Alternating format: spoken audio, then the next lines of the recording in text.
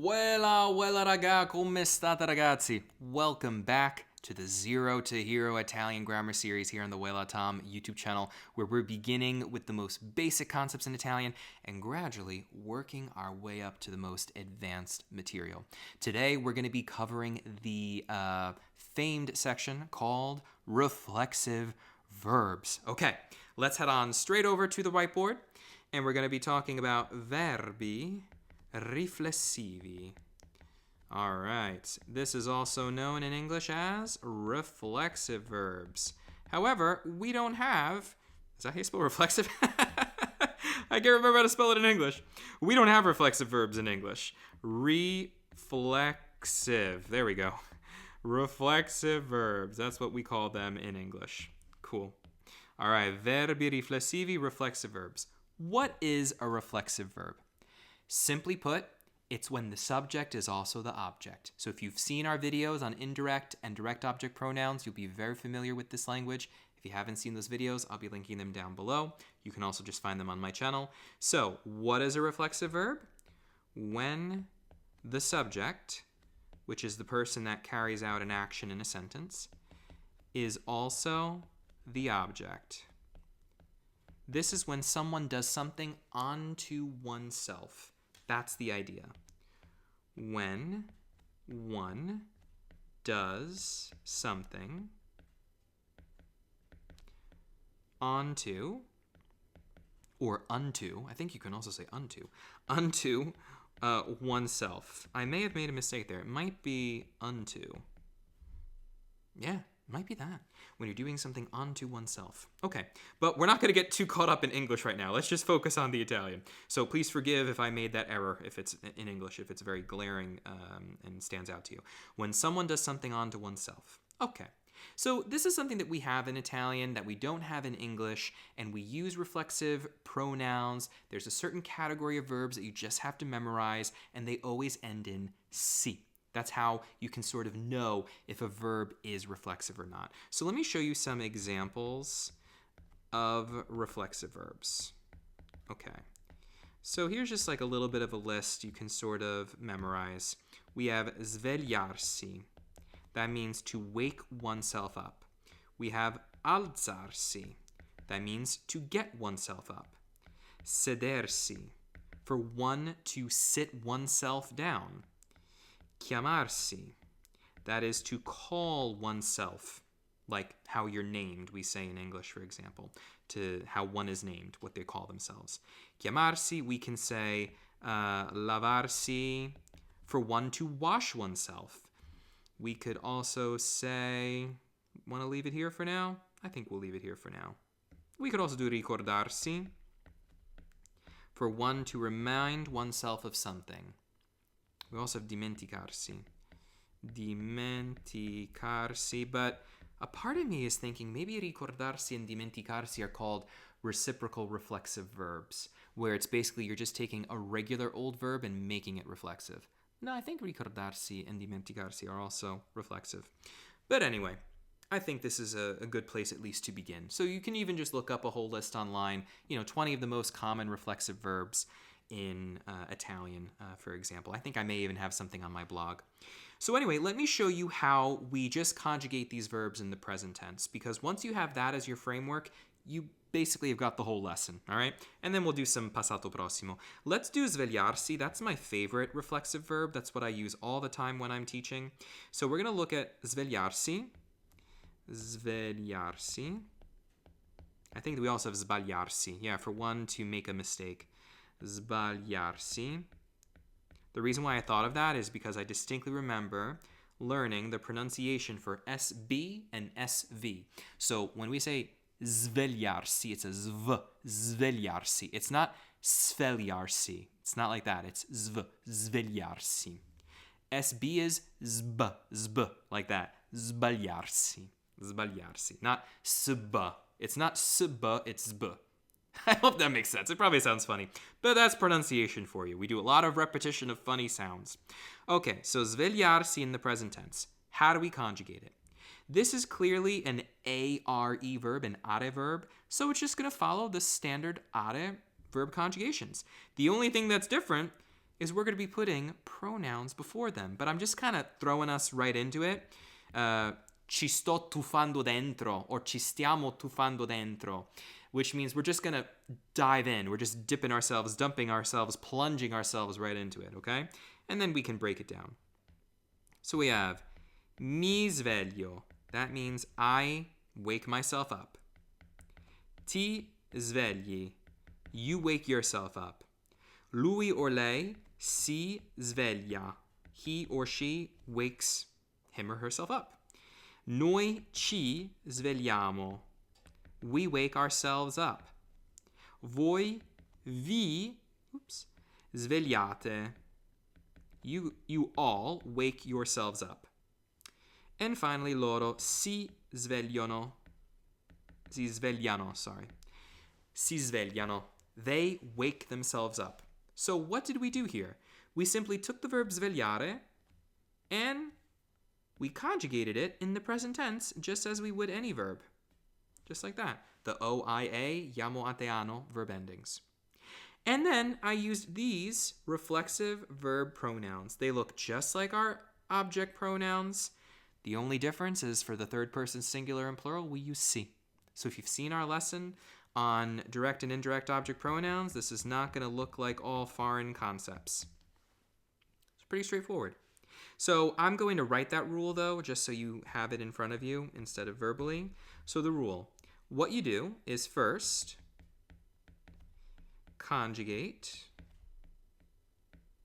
the verb as you normally would, just as any other verb, as you would any verb. So cut off the ending, put in a new one. That's it.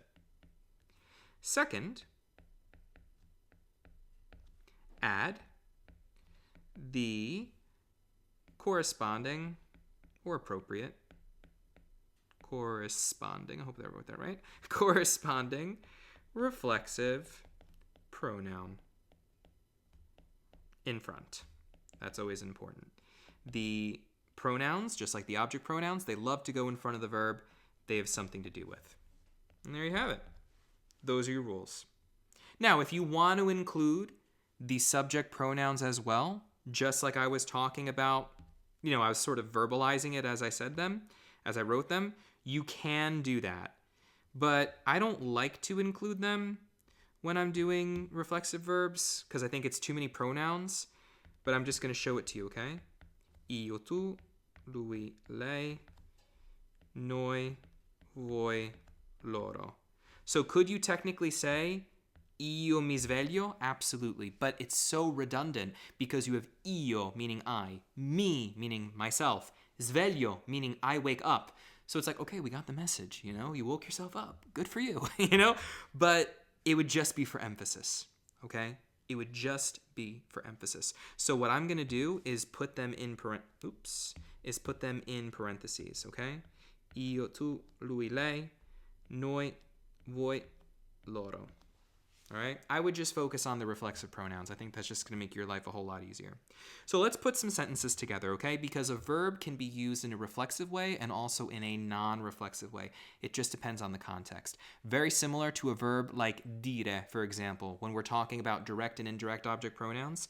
If you guys wouldn't mind, I'd love to just sort of exemplify this with an example, okay? Let's first build on what we know. I remember in my teacher training, they really focused on that, and that really stuck with me. Build on what your students already know. So I'm assuming you guys have already seen our videos on direct and indirect object pronouns. So when we have a verb such as dire, I can say it, right? I can just say something. In Italian, that would be, it would be lo dico. I say it, lo dico. I can say it to you. So I can say, lo dico a te. Or ti dico, let's just say something. Ti dico qualcosa. So to you, I say something. I say something to you. We can use a verb such as dire with both a direct and an indirect object. Verbs don't always just kind of fall into one little box and stay there. They can be quite versatile. They like to play with all parts of Italian. Everyone wants to hang out with each other. This is the same with pronouns. This is the same with verbs like this. And then it's also the same with reflexive verbs. So when I say something like svegliarsi, I can also use it in a non-reflexive way and say svegliare. So what's the difference here? Svegliarsi means to wake oneself up. What does svegliare mean? To wake up. So, the difference between me waking myself up, you waking yourself up, just like we were doing with our conjugation above, and saying, my alarm clock woke me up, the rain woke me up, my dog woke me up, my mom woke me up, anything. That's when we're using it in a non-reflexive way. So just because a verb is reflexive, as I was just mentioning a few moments ago, doesn't mean it can't play with or get along with other parts of Italian or be used in a different way. So let's see this now exemplified in an example. I could say, mi sveglio alle 7. Mi sveglio alle 7. Let's just keep it nice and easy. I wake myself, even though in English I probably wouldn't say that. I would just say I wake up at 7 a.m. Nice. Mi sveglio alle 7 would mean I wake up, as in I wake myself up at 7 a.m. I'm not specifying that something is waking me up. If I want to drive that point home, I would say, for example, il mio cane mi sveglia ogni mattina. Okay, what does this mean? My dog wakes me up every morning. So you see the difference here? One is about me being the subject and the object. What am I doing? Waking up. Who am I waking up? Myself. That is reflexive. Mi sveglio. I wake myself up. No one else is performing this action unto me, where I am the object and someone else is the subject and the verb. In this situation, who's the subject? Il mio cane. That's the actor. That's the thing that's doing something in this sentence. What's the action that he is doing or she is doing? Waking up. Who is he or she waking up? Me. So we're just using this as a standard object pronoun situation. See how cool that is? Nice. So that is the basic idea with reflexive verbs. We're coming to the conclusion. This is now like the second time, right? So it's going to be up to you if you want to keep going. I think you should. Let's now look at the passato prossimo, okay? Let's look at the passato prossimo. You could take any reflexive verb and do this. It's the same exact thing. Let's just do just for the sake of it, okay? Just asking a question. A che ora ti svegli la mattina? Saying la mattina is just like a general way of saying like in the morning, like the mornings. It's a way of saying in the morning in Italian, not a specific morning. Just what time do you get up in the morning? A che ora ti svegli la mattina? So what time do you get up, or wake up rather, wake up in the morning? A che ora, morning, there we go, gotta finish that first. A che ora ti svegli la mattina? A che ora ti svegli nella mattina? You can say that as well, that's fine. You can say nella. So a che ora ti svegli? What time do you get yourself up? And you could make a joke. You could say, this is very advanced, but just to say, se fosse per me, if it were up to me, se fosse per me, mi sveglierei. This is for all my advanced friends, okay? Mi sveglierei alle 10. Però il mio cane mi sveglia sempre alle 5. Quindi, in realtà, mi sveglio. This is a great example, I feel. Mi sveglio a quell'ora. Let's break this down, okay? What am I saying here? If it were up to me, that's the translation of that. If it were for me is what this literally means. This is very advanced, okay? I know we're going from zero to hero, but sometimes you got to be hero real quick. You got to get there real fast. Remember I said, ci stiamo tuffando dentro. We're just plunging ourselves in. Se fosse per me, mi sveglierei, using the conditional, I would wake myself up at 10 a.m. However, my dog wakes me up all the time or always at 5 a.m. Oops, I didn't finish quindi. I do spelling mistakes sometimes, and because I'm so in the zone, I don't always recognize it, but then when I edit the video, I'm like, dude, come on. Scusate, sorry. Therefore, in all honesty, or in reality, or actually, in realtà, mi sveglio a quell'ora. I actually get up at that time, is what this means. See how beautiful that is? That is some beautiful Italian right there, guys. So we are creating the foundation to be able to do stuff like this. We are building a strong, solid foundation to understand how we can then use reflexive verbs in any verb tense. We can use them non-reflexively just to use it as an object pronoun, building off of what we already know. Going back to present tense, we're even including things like, periodo ipotetico, how to tell time, using in little filler words, possession. I mean, dude, learning how to do that kind of stuff, which we covered in the very beginning, quell'ora, another filler word, an adverb of time. Like, oh man, it's just got so much going on. It's beautiful. That's why I spend time doing stuff like this, because it's that important. All right, cool. Let's now go to passato prossimo. I know I just kind of breezed over that, but we're going to get to periodo ipotetico, condizionale. That's all coming, okay? But for those of you that are already farther ahead, that was for you guys. Okay. And also for those of you just starting out, just to see what's coming. It's good to know what's coming, right? All right, let's go to passato prossimo. Okay.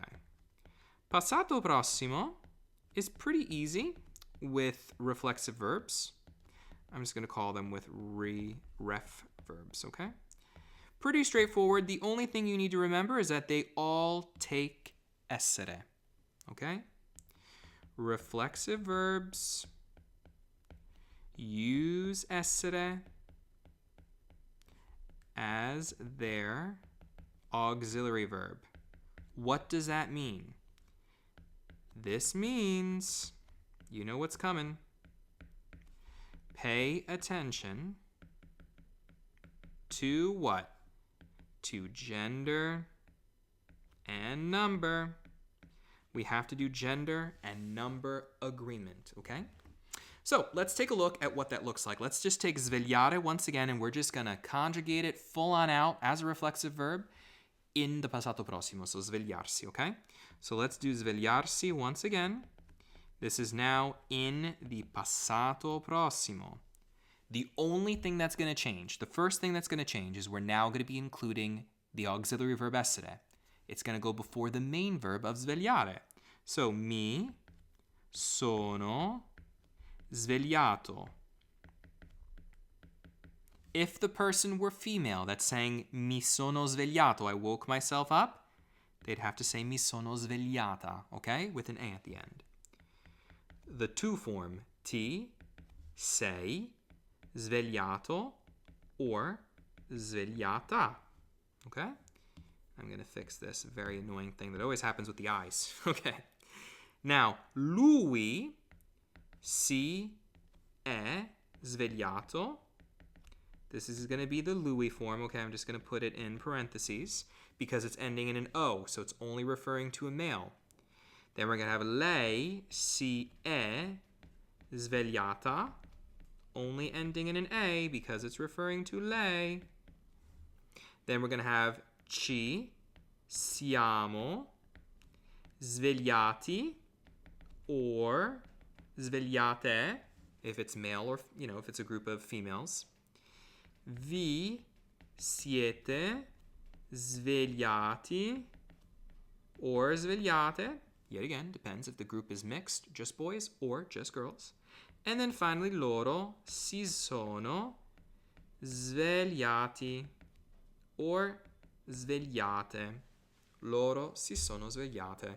So we're bringing together everything we did in passato prossimo. These verbs, when they're reflexive, they take essere. Why? Well, essere always deals with the self, right?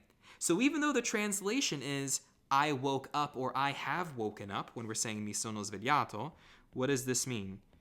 I woke up or I've woken up. So in English, we still use the verb to have because that's the auxiliary verb we have in English. That's what we use. We don't say I am woken up. Maybe if you're really angry or something, I'm woken up now. Maybe you say something like that in the spoken language, but that is not that's not like the way to speak in English. We say I have woken up. So in Italian, they just use essere. It's a functional thing because reflexive verbs, it's happening to the self. That's why we're using essere, okay? Now, can svegliarsi be used with avere? The answer is yes, but it wouldn't be when it's reflexive, okay? That's when it's svegliare. Svegliare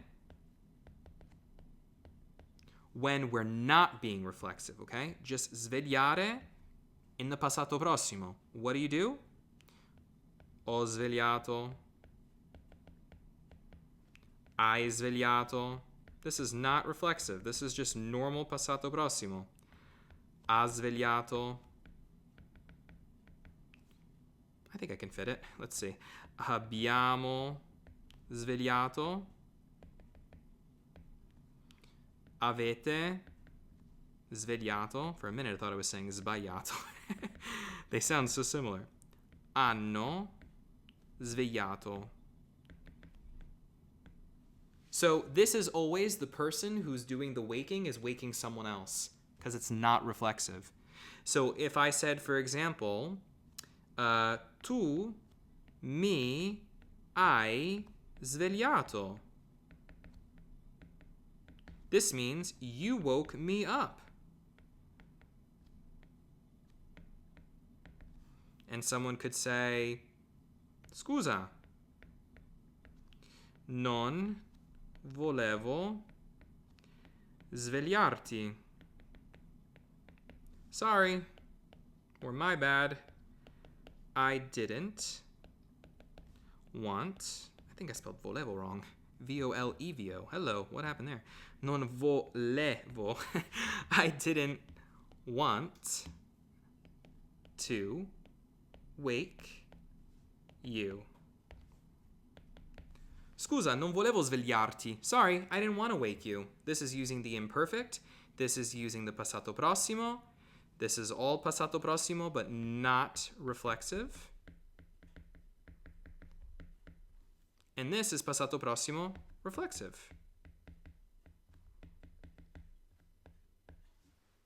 Cool. And that's it. It's as simple as that. At least, I hope you find it simple. For me, I find it simple. I find it simple, straightforward, very clear. I hope that transmitted in the way that I explained everything. And that's it. So yeah, guys, let me know if you have any questions. As always, be sure to check out the prior lessons we've done and also stay tuned for those that are coming. And I'm looking forward to tackling some more Italian grammar. Remember, we're going to go from zero to hero. And you guys have got a nice preview today of some of the stuff that's coming. So everything's going to come together really nicely. Always remember to spread the love, guys. And I'll catch you all in the next video. Ciao, ciao!